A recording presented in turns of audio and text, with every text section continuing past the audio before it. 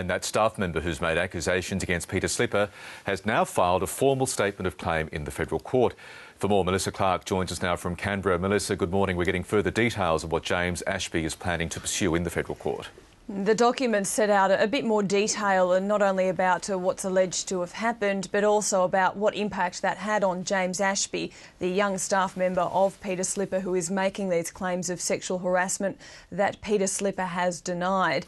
Now, he outlines that some of the circumstances under which he felt harassed, that he had been felt he'd been pressured and also discriminated against as a result of these circumstances. And in the statement of claim to court, he mentions how it makes him feel. This is James Ashby, and the statement says that James Ashby begins to feel offended, humiliated, that he was caused distress and anxiety and suffered significant stress to the point where he began to have physical symptoms. So this will form part of the case that James Ashby is making, not only against Peter Slipper but also against the Commonwealth. He's saying the Commonwealth had an obligation to provide him with a safe workplace.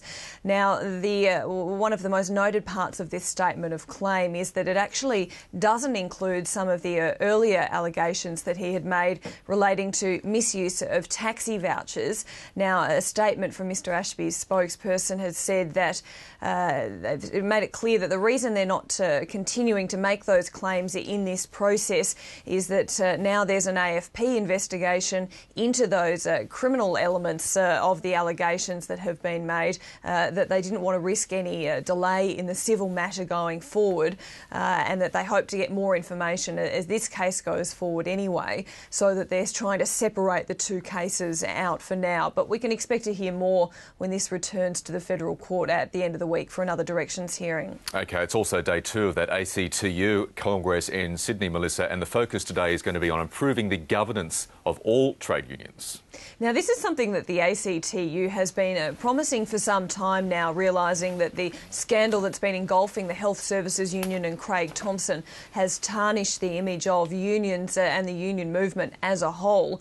So we have had the hierarchy of the ACTU promise that there will be stronger governance and transparency arrangements put in place. But to this point, they haven't said what precisely that would involve, how they would go about improving transparency and accountability for unions and the money that they spend. We are expecting some propositions to be put before the ACTU Congress today, which should have some more specific details about how they might do that. So that will be keenly awaited to see if whatever is proposed might try to prevent a situation like what we've seen in some branches of the HSU from arising again. Melissa Clark updating national politics there.